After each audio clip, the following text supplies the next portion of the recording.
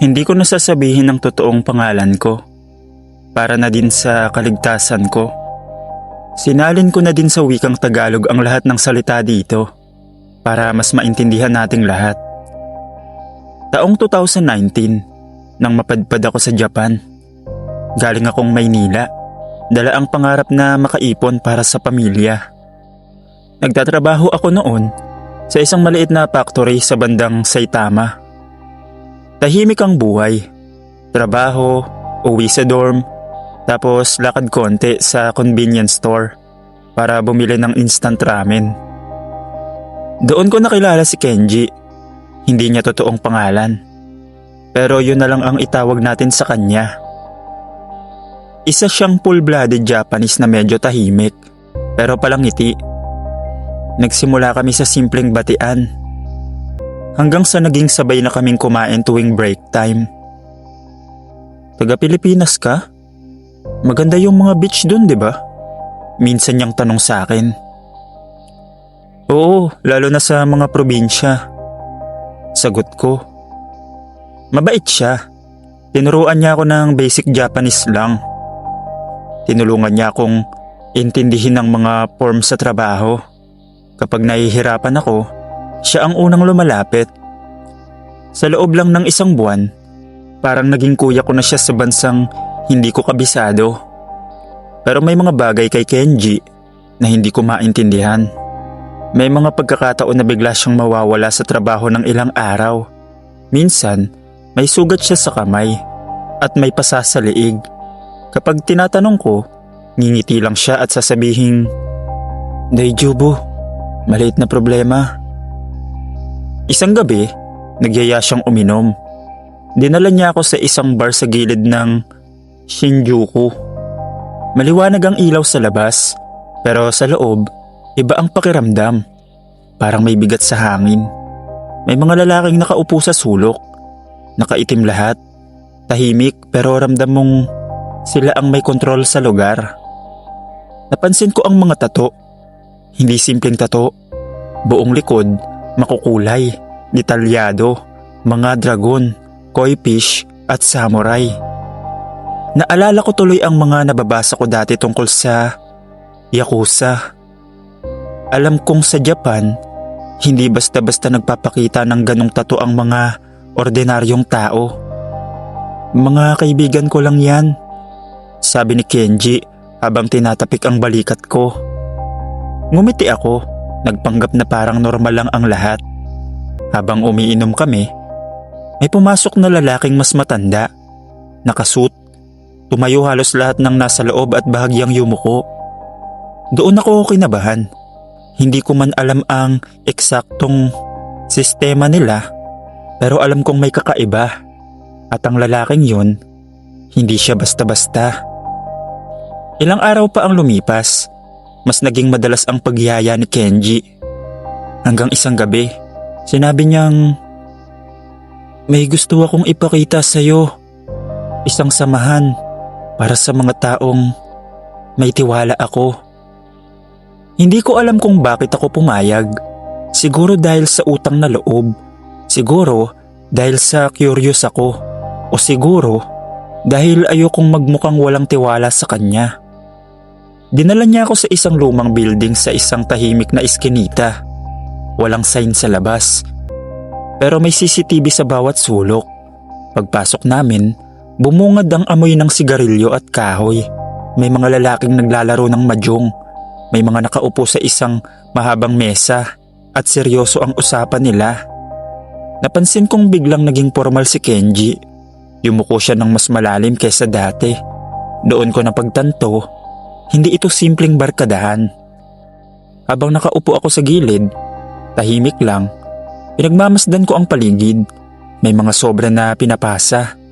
May mga taong pumapasok na mukhang takot. Lalabas na parang may kasunduan na hindi pwedeng sirain. Isang lalaki ang lumapit sa akin, mas matanda at matalim ang tingin niya. "Kaibigan ka ni Kenji?" tanong niya sa mahinang boses. "Opo," sagot ko tapos pilit nang ngumiti. Tinitigan niya ako mula ulo hanggang paa, parang sinusukat kung kaya ko bang manahimik Sa sandaling yun, malinaw na sa isip ko kung anong klaseng samahan ito. At alam kong mali ang lugar na kinalalagyan ko. Pero ngumiti pa rin ako, nagpanggap na parang ayos lang ang lahat. Pagkatapos akong tanungin ng matandang lalaki kung kaibigan ba ako ni Kenji, hindi na siyang ngumiti. Alam mo ba kung anong lugar ito?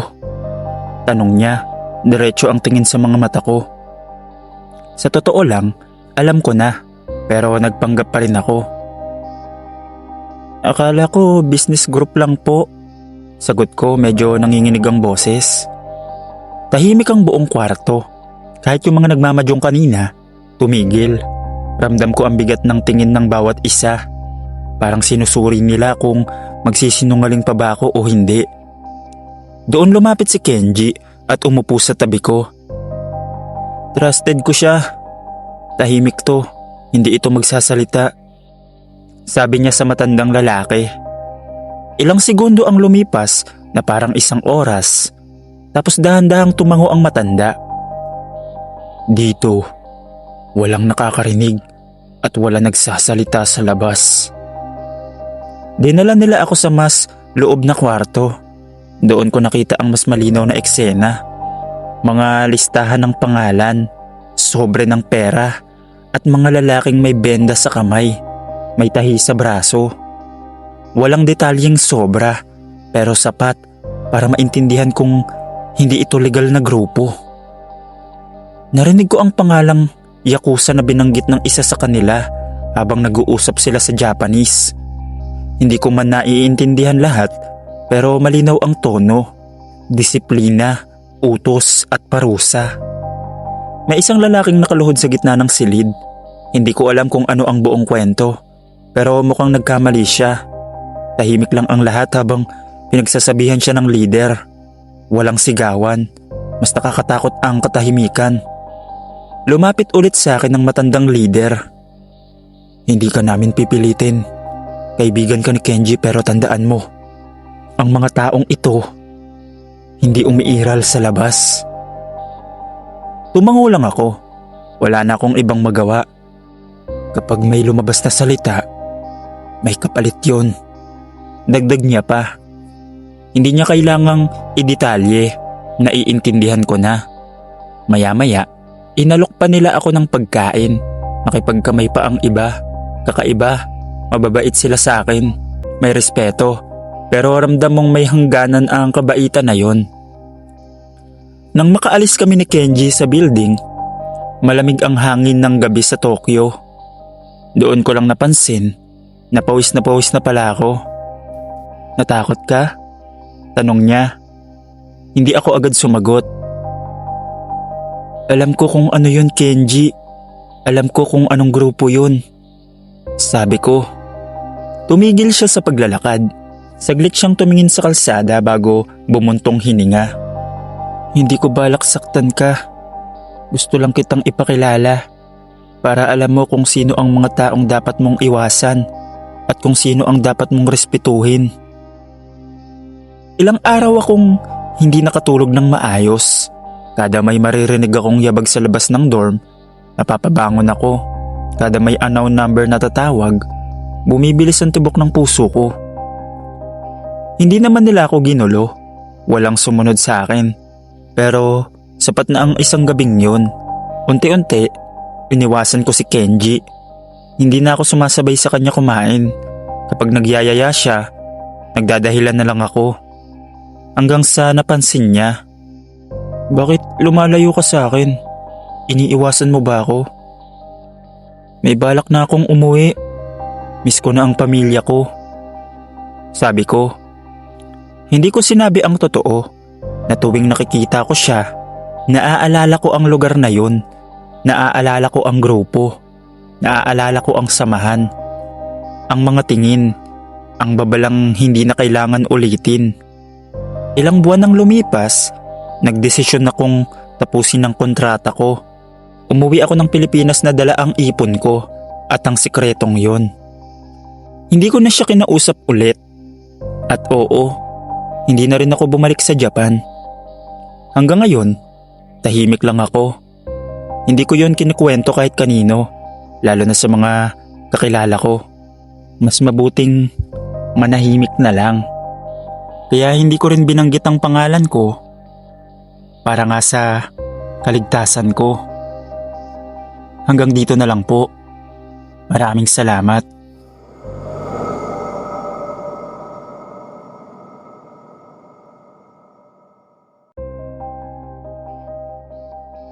Unang beses kong magbakasyon sa Japan. Matagal ko nang pangarap makita ang Tokyo, ang neon lights, mga tren na dumadating sa eksaktong oras, at ang disiplina ng mga tao. Ako nga pala si Jerry. 3 araw na akong naglilibot sa Tokyo nang maisipan kong mag-night walk. Nasa bandang Shinjuku ako nun. Maingay, maliwanag, buhay ang paligid. Pero habang naglalakad ako, napansin kong unti-unting kumukonti ang tao. Ang mga tindahan, nagsasara na. Ang ilaw ng mga poste, mas malamlam na. Hanggang sa napadpad ako sa isang masikip na iskinita. Tahimik, walang dumadaang sasakyan. Pero maya-maya, may narinig akong boses. Maraming boses. Hindi malinaw ang sinasabi. Pero ramdam mong may tensyon, parang may pinagtutulungan. Dahil sa curiosity at siguro dahil na rin sa pagiging turista na gustong makakita ng kakaiba, sinundan ko ang tunog. Habang palapit ako, mas lumalakas ang ingay. May halong tawa, may halong panunukso. Hanggang sa sumilip ako sa dulo ng iskinita. May mga lalaking nakatumpok, 5 o 6 sila. Nakapaligid sa isang lalaki na nakayuko, nakaluhod na sa simento. Hindi ko maintindihan ang lahat ng sinasabi nila, pero malinaw ang tono, pangiinsulto at pananakot. Isa sa kanila, tila balak na siyang banatan. Nanlamig ang kamay ko. Hindi ko kilala ang lalaking pinagtutulungan. Hindi ko rin alam ang kwento, pero sa itsura niya, halatang wala siyang laban. Nag-iisa lang siya. Gusto kong umalis, sabihin sa sarili ko na hindi ko problema yon. Turista lang ako. Pero may kung anong kumurot sa konsensya ko. Luminga ako sa paligid. May nakita akong plastic bag ng basura sa gilid. Mukhang galing sa isang tindahang nagsara na. Mabilis akong yumuko, kinuha yon. At bago pa ako mag-isip ulit, ibinato ko sa gitna ng grupo. Sumabog ang laman sa simento. Nagkalat ang papel at bote. Nagulat sila. "Uy!" sigaw ng isa. Hindi na ako naghintay. Tumakbo ko ng buong lakas. Hindi ko alam kung saan eksakto. Basta palayo. Naririnig ko ang yabag ko, ang tibok ng puso ko na parang sasabog sa dibdib ko. May sumigaw sa likod ko. May mga paang tila humahabol sa akin. Pero hindi ako lumingon. Lumiko ako sa isang kanto, tapos isa pa, hanggang sa makarating ako sa maliwanag na kalye. Huminto ako sandali sa likod ng isang vending machine, hinihingal at pawis na ako. Wala nang sumunod sa akin. Ilang minuto akong nakatayo roon bago ako naglakas loob na maglakad pabalik sa direksyon ng hotel ko. Pinilit kong kumalma, pinilit kong magmukhang normal na turista lang na naglalakad sa gabi. Nang malapit na ako sa hotel, isang maliit na business hotel sa gilid ng main road, may nakasalubong akong lalaki. Naka-hoodie siya, medyo nakayuko. Pag-angat niya ng ulo niya, doon ko siya nakilala. Siya yung lalaking pinagtutulungan kanina. Huminto siya sa harap ko. Sandali kaming nagkatinginan. "Anata, arigato," sabi niya. Nagulat ako. Hindi ko alam kung paano niya ako nakilala sa dilim. Siguro nakita niya ang direksyon na tinakbuhan ko. Tapos tinanong ko siya kung ayos lang ba siya. Tumango siya, may kaunting gasgas sa pisngi. Tapos ang sabi niya, tumakas daw siya kasi nagkakagulo. At abala yung mga lalaking yun na habulin daw ako. Kaya ayun yung nakuha niyang chance para tumakbo na rin. Ngumiti siya ng bahagya. Pero may kakaibang lungkot sa mata. Tapos sabi niya, hindi daw lahat ng lugar sa Tokyo mababait ang tao, lalo na sa gabi. Hindi ko alam kung ano ang ibig niyang sabihin, pero ramdam ko. Nagpaalam siya agad, naglakad siya palayo papunta sa kabilang direksyon ng kalsada. Ilang segundo lang, nawala na rin siya sa dami ng ilaw at tao. Pagpasok ko sa hotel, saka lang ako tuluyan na kinabahan. Paano kung hinabol nila ako kanina? Paano kung nakita nila ang mukha ko ng malinaw? Paano kung hindi pa pala tapos ang gabing yun? Halos hindi ako nakatulog. Pero kinabukasan, mas maingat na ako. Hindi na ako nag-nightwalk mag-isa. At 2 araw matapos nun, umuwi na rin ako ng Pilipinas. Hanggang ngayon, iniisip ko pa rin ang lalaking yon. Hindi ko alam kung anong nangyari sa kanya pagkatapos. Hindi ko alam kung sino ang mga lalaking yon at bakit nila siya pinagtutulungan. Pero isang bagay ang sigurado, naligtas ko siya nung gabing yon.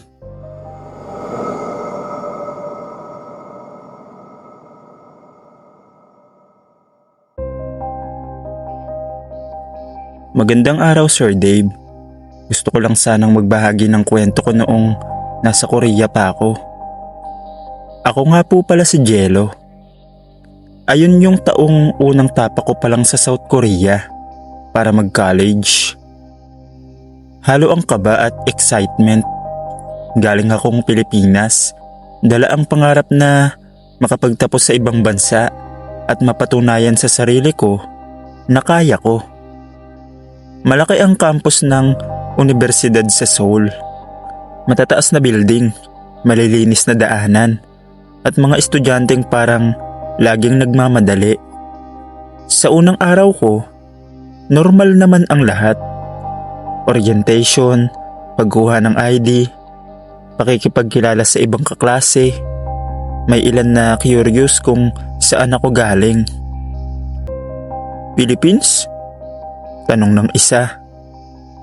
Oo, sagot ko sabay ngiti. May iba na mababait, may iba ring tahimik lang. Naiintindihan ko, bago ako, foreigner, at halatang hindi lokal. Pagkatapos ng klase, naglakad ako pauwi papunta sa dorm. Medyo malamig ang hangin at tahimik na ang paligid kumpara sa umaga. Habang naglalakad ako sa may likod na daan ng campus, napansin kong may nakasunod na tingin sa akin. Paglingon ko, may isang lalaki, halos kaedad ko lang, nakatingin ng diretso. Hindi siya ngumiti. Binilasan ko ang lakad ko, pero bigla siyang humarang sa dinadaanan ko. Anong kailangan mo? Tanong ko sa mahinang Korean word na alam ko. Hindi siya sumagot agad. Tinitigan niya lang ako mula ulo hanggang paa. Parang sinusukat. Parang may gustong patunayan. Bago ka, 'di ba? Sabi niya. Tumango lang ako. May kakaibang tono sa boses niya. Hindi naman agad agresibo, pero may halong pananubok. Parang gusto niya makita kung matatakot ako. Dapat marunong kang rumispeto dito. Dagdag niya pa. Hindi ko alam kung ano ang ibig niyang sabihin. Wala naman akong ginagawang mali. Siguro dahil dayo ako. Siguro dahil bago. O baka trip lang niya. Tahimik lang ako. Hindi pumapatol. Hindi niya alam pero dati akong taekwondo champion noong high school pa ako sa Pilipinas. Ilang taon din akong nag-training. Sanay ako sa pressure. Sanay ako sa taong gustong magpa-intimidate. Pero ayokong magsimula ng gulo. Lalo na sa unang araw ko sa school. Ayokong masira ang record ko. Ayokong matawag sa guidance o dean dahil lang sa init ng ulo ng iba. Kaya umiwas ako. Dumaan sa gilid niya at nagpatuloy sa paglalakad. Sa likod ko, narinig ko ang malakas niyang buntong hininga. Humanda ka bukas. Aabangan kita pagtapos ng klase. Hindi ako lumingon, pero ramdam kong umiinit ang sitwasyon. Pagdating ko sa dorm, Hindi ako agad nakatulog. Paulit-ulit sa isip ko ang sinabi niya. Bluff lang ba yun? O seryoso? Kinabukasan, pumasok ako na parang wala nangyari. Nakinig sa lecture, nakipag-usap sa kaklase, pero sa bawat oras na lumilipas, palapit ng palapit ang uwian. Buong araw akong kalmado sa loob ng classroom, pero sa likod ng isip ko, nandun ang banta niya. Habang papalapit ang uwian, mas bumibigat ang pakiramdam ko. Paglabas ko ng building sa university sa Seoul, normal ang paligid. May mga estudyanteng nagkukwentuhan, may nagmamadaling umuwi. Pero imbis na dumaan sa main gate, pinili kong dumaan sa mas tahimik na daan sa gilid ng campus. Mas maikli kasi papunta sa dorm. Doon ko siya nakita, nakatayo sa poste ng ilaw. Nakapamulsa, nakatingin sa akin. Huminto ako sandali pero nagpatuloy pa rin sa paglalakad. Ayokong magmukhang takot. Paglapit ko, humarang siya tulad ng ginawa niya kahapon. Akalain mong dumaan ka pa rin rito? Bago pa ako makasagot, may dalawang lalaking lumabas mula sa gilid ng pader. Pareho niyang kakilala, halatang may balak. Doon ko napagtanto, hindi ito simpleng pananakot lang. Isa ka lang, tapos dayo ka pa, sabi nung isa na nakangisi. Tinulak ako ng unang humarang sa akin. Hindi ako pumalag, hinayaan ko lang. Ayokong magsimula ng gulo, ayokong magkaroon ng record sa school. Inisip ko pa rin ang scholarship ko. Pero bigla akong nasuntok sa balikat. Hindi malakas pero sapat para malaman kong hindi ito titigil sa tulakan lang. Lumaban ka, sabi pa nung isa. Hindi pa rin ako gumante. Sinubukan kong umatras. Pero nang maramdaman kong sabay-sabay na nila akong pinapaligiran at may isa pang suntok na tumama sa tagiliran ko, doon ko naisip, kapag hindi ako kumilos, mas lalala pa ito. Huminga ako ng malalim, isang mabilis na galaw lang. Hinawakan ko ang braso ng lalaki. Susuntok sana ulit. At inikot ko ang katawan ko. Isang basic na taekwondo counter na ilang beses ko nang ginagawa sa tournament noon sa Pilipinas. Nawala ang balanse niya at bumagsak siya sa semento. Nagulat ang dalawa. Yung isa, sumugod agad. Umiwas ako. Mabilis ang paa, isang controlled na sipa sa gilid ng hita, sapat para manghina ang tuhod niya. Hindi ko tinodo, ayokong makasakit ng sobra, gusto ko lang na tumigil sila. Yung unang humarang sa akin kahapon, ang huling umatake. Mas galit siya. Akala mo kung sino ka. Sinubukan niyang suntukin ako ng diretso. Umiwas ako at napasabay ang sipa ko sa hangin. Tumama sa dibdib niya at napaatras siya. Nawalan siya ng balanse at napaupo sa sahig. Tatlo sila.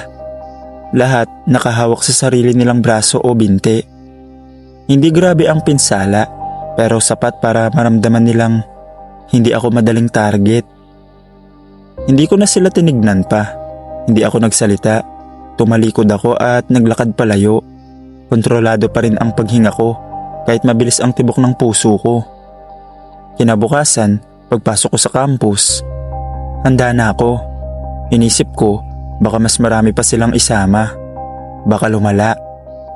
Habang naglalakad ako sa hallway, may naramdaman akong presensya sa likod ko. Paglingon ko, sila. Otomatikong nagtaas ako ng guard sa isip ko. Pero imbis na manulak o manigaw, lumapit ang unang humarang sa akin. May pasapa siya sa gilid ng muka. Sandali. Huminto ako pero alerto. Natahimik siya ng ilang segundo bago bahagyang yumuko. Malakas ka. Hindi ka pala basta-basta. Nagulat ako. Hindi ka tumakbo. Hindi ka nagsumbong. Prinotektahan mo lang ang sarili mo. Dagdag ng isa. Nagkatinginan silang tatlo. Tapos sinabi ng leader nila, gusto ka naming maging kaibigan. Hindi ko agad alam kung ano ang sasabihin ko. Pero sa tono nila, wala na ang yabang kahapon. Parang may respeto na. Unti-unti, naging magkausap kami. Nalaman kong hindi pala talaga sila personal na galit sa akin. Sinusubukan lang nila ako dahil bago ako at foreigner.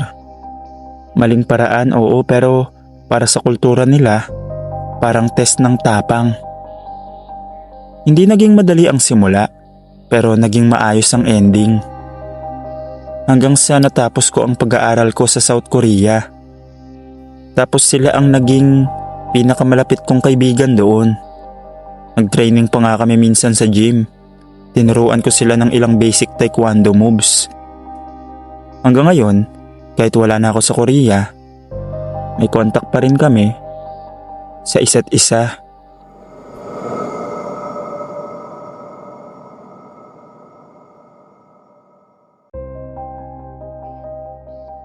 Nakakahiya man itong ibabahagi ko, ikukwento ko pa rin dahil alam kong kasalanan ko naman yon. Kaya itago mo na lang ako, Sir Dave, sa pangalang Patrick. OFW ako nun sa South Korea. Ilang taon na rin akong nagtatrabaho sa isang factory sa labas ng syudad. Sanay na ako sa tahimik at malinis na paligid. Disiplinado ang mga tao, bihira ang maingay, at halos lahat ng bahay magkakamuka pero elegante. Day off ko nun, wala akong magawa sa dorm. Naisipan kong maglakad-lakad para magpalipas ng oras. Mahangin ang araw na yon, malamig pero presko. Habang naglalakad ako, napadpad ako sa isang parang executive village. Malalaking bahay, mataas ang bakod, tahimik na tahimik. Halatang pangmayaman ang lugar. Bilang Pinoy na lumaki sa biruan at kalokohan, may nakita akong doorbell sa isang gate. Bigla kong naalala yung kalokohan ko noong bata pa ako. Yung pipindot ng doorbell tapos tatakbo agad. Alam ko, mali, pero sa isip ko noon, harmless prank lang. Luminga ako. Wala namang tao sa kalsada. Tahimik ang buong lugar. Pinindot ko ang doorbell. At agad akong tumakbo sa kanto, sabay silip sa gilid ng pader. Naghintay ako ng ilang segundo. Walang lumabas. Walang nagbukas ng ilaw. Walang aso na tumahol. Natawa pa ako sa sarili ko. Wala naman pala. Bulong ko.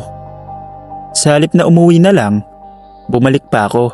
Parang may hamon pa sa isip ko. Sige nga, pipindutin ko ulit. Sabi ko sa sarili ko.